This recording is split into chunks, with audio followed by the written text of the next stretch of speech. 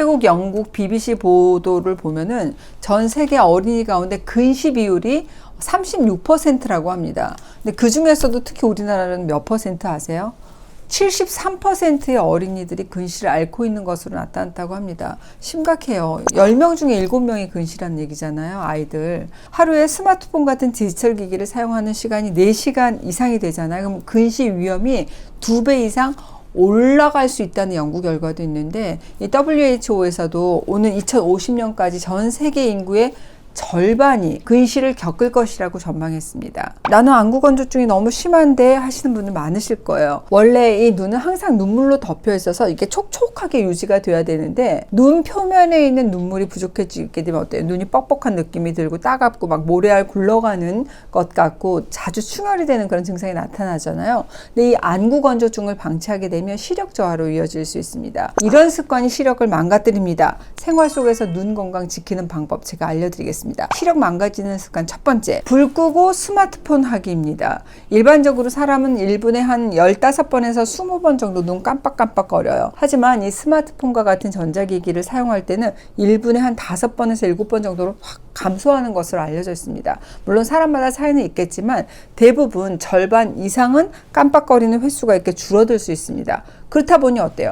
눈물층이 제대로 유지가 되지 않겠죠. 뿐만 아니죠. 이 블루라이트는 눈의 조절 근육을 지속적으로 이렇게 긴장하게 만들면서 피로를 증가시킵니다. 특히 어두운 환경에서는 동공이 확장이 돼요. 더 많은 블루라이트가 망막에 직접적으로 영향을 주기 때문에 손상 위험이 커집니다. 어두운 곳에서 엎드려가지고 이렇게 스마트폰 보시는 분들 많으실 텐데 절대 금지 자세입니다. 얼굴하고 눈으로 혈류 공급이 잘 안 돼서 눈의 피로, 건조함이 더 심해지게 되고 눈 주변의 근육이 긴장이 돼요. 눈이 뻑뻑해지는 증상, 안구 건조증이 악화될 가능성이 높습니다. 두 번째, 눈 비비기입니다. 눈 가려울 때 어때요? 눈 막 비비잖아요. 그럼 시원한 느낌이 들어서 습관적으로 계속 눈 비비시는 분들도 계실 텐데, 이런 습관이 눈한테는 고문이에요. 고문. 우리가 눈을 자주 비비게 되잖아요. 그럼 계속 각막과 결막에 자극과 미세한 상처를 유발할 수 있고 망막에도 자극을 주게 됩니다. 이런 자극이 반복이 되면 염증을 유발하고 다양한 질환의 원인이 될 수 있어요. 특히 어린이 난시가 걱정입니다. 어린이들이 막 눈 비비잖아요. 각막의 변형으로 난시가 올 수 있습니다. 어린이는 성인보다 이 각막이 유연한 상태거든요. 눈 비비는 이런 자극으로 인해서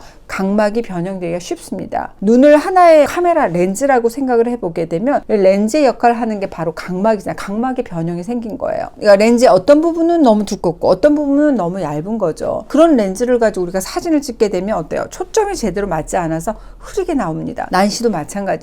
이 각막의 두께가 일정하지 않기 때문에 한 점에서 초점을 딱 맺지 못해서 어때요? 사물을 봤을 때 뿌옇거나 흐리게 보이죠. 그러다 보면 우리가 선명하게 보기 위해서 어때요? 눈을 자꾸 찡그리게 되고 더 신경 쓰다 보니까 눈의 피로도가 높아지고 자꾸 졸리고 심하면 두통이 유발되기도 합니다. 이 눈 비비는 이 습관이 난시, 눈의 피로감, 두통까지 주의가 필요합니다. 그러니까 30살에 백내장이 생기거나 원추 각막이 있는 경우도 많아요. 원추 각막이 뭐야? 이 각막이 원뿔 형태로 변하는 거잖아요. 영구적인 시력 저하를 가져올 수 있어요. 그 다음에 이 눈 비비는 습관이 가져오는 가장 무서운 질환은 망막 박리입니다. 눈 비볐는데 이 망막까지 압력이 전달돼서 망막 박리가 유발됩니다. 보통 아토피성 결막염 환자한테 잘 일어나죠. 말 그대로 망막 박리, 망막이 박리돼서 이렇게 들뜨는 증상이거든요. 그러면 어때요? 시세포가 정상적인 기능을 못하게 되고 증상이 악화되면 실명으로까지 갈 수 있습니다. 이렇게 비비는 습관 하나가 평생 시력을 좌우한다고 해도 과언이 아니겠죠. 그러니까 눈이 건조할 때마다 막 눈 비비잖아요. 그럼 오히려 눈 더 건조하게 만들어요. 눈을 비비게 되면 각막 표면의 보호막인 눈물층이 손상이 됩니다.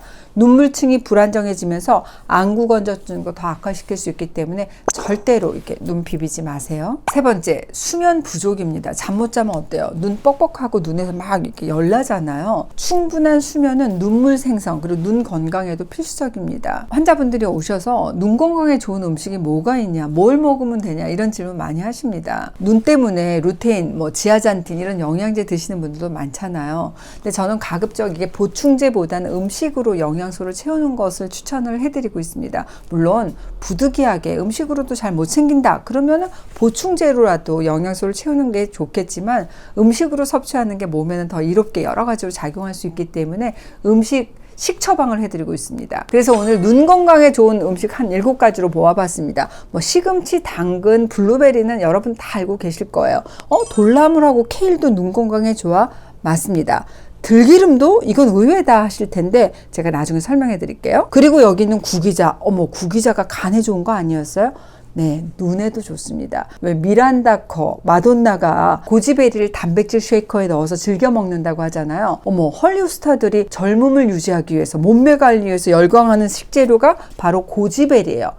고지베리? 베리? 뭔가 좀 상큼하다 하실 텐데 그게 바로 본초 양명이 구기자라는 본초입니다. 구기자는 베타카로틴, 루테인이 많아요. 눈의 망막을 보호하고 황반 변성을 예방하고 시력 개선에 기여합니다. 진시황이 불로장생의 명약으로 애정했던 게 바로 이 구기자잖아요. 맛을 보면 좀 맛이 새콤달콤하고 건포도처럼 달지 않아서 그냥 먹기도 좋습니다. 근데 구기자 하게 되면 청양 구기자 유명하죠. 청양에서는 이 구기자를 구구자라고 불러요. 왜? 99살까지 장수한다는 그런 의미를 가지고 있어서 구구자라고 이렇게 얘기를 하는데 구기자는 무독합니다. 그러니까 매일 차로도 상복할 수 있어요. 근데 다만 좋은 구기자를 구하는 게 중요하겠죠. 왜냐하면 이 여름에 탄저병에 잘 걸리기 때문에 그렇거든요. 구기자는 이렇게 만져보면 수분감이 있습니다. 구기자는 간에 도움이 되는데 베타인이라고 하는 성분이 간세포의 신생을 촉진하고 간에 이렇게 지방이 축적되는 걸 억제하고 그래서 고지혈증이 있다든지 동맥경화를 예방하는 물질로 알려져 있어요. 구기자는 무독해요. 독이 없어서 매일 이렇게 차로도 상복할 수 있습니다. 그래서 이제 정말 나이가 비껴가는 그분, 환갑도 훨씬 지났지만 왕성한 활동을 하고 있는 우리 마돈나, 또 진시 황제가 즐겨 잡수지 않았나 싶은 생각이 들어요. 이 구기자를 차로 드실 때는 덕근 구기자 열매 한 15g 그리고 물 1리터를 주전자에 넣고 고온빛이 우러날 때까지 끓여서 드시면 됩니다. 이 시금치에도 루테인하고 지아잔틴이 많이 들어가 있어서 황반 변성을 늦추는 데 도움이 되고 당근 하면 비타민 A, 눈, 블루베리 하면 안토시아닌, 눈 손상을 막아줄 뿐만 아니라 황반 변성 그리고 백내장 예방하는 데 도움이 될 수 있습니다. 들기름을 하게 되면 식물성 오메가3의 왕이잖아요. 즉 ALA, 알파리놀렌산 맞습니다. 그래서 나는 고지혈증이 있어서 또 중성지방이 너무 높아서 혈관 건강 챙겨 해서 등등의 이유로 건강을 위해서 들기름 챙겨 먹는다 하시는 분 정말 많아진 것 같아요. ALA, 알파리놀렌산은 오메가3 지방산이잖아요. 항염증, 항알레르기 작용을 하는 것으로 알려져 있습니다. 그래서 저도 우리 딸이 어렸을 때 좀 아토피가 있었는데 생들기름 많이 먹였습니다. 아니 근데 이 들기름이 눈에도 좋다는 거는 나 처음 들었다 하시는 분들 계실 거예요. 이 들기름에는 오메가3 지방산이 많아서 눈물층의 기름층을 강화해요. 그래서 눈물이 빠르게 이렇게 증발되는 것을 막아줄 수 있는 게 바로 들기름입니다. 들기름 속에 있는 리그난 성분이 눈의 산화 스트레스를 줄여요.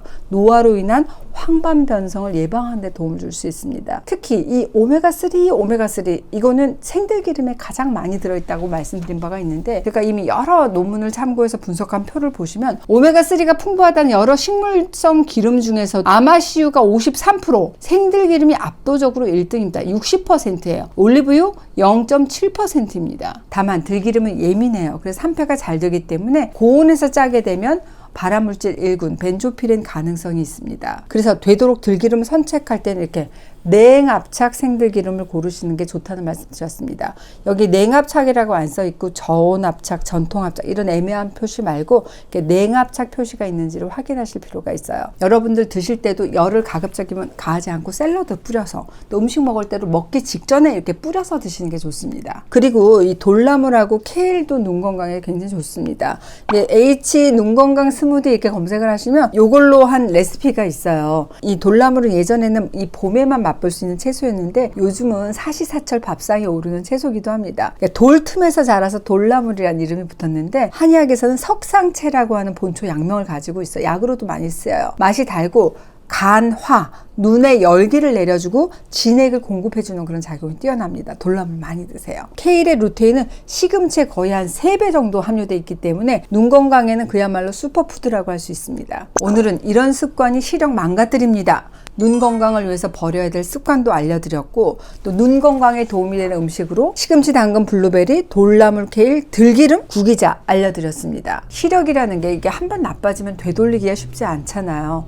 건강할 때 우리 눈 지키시자고요. 오늘도 해밀리 하세요.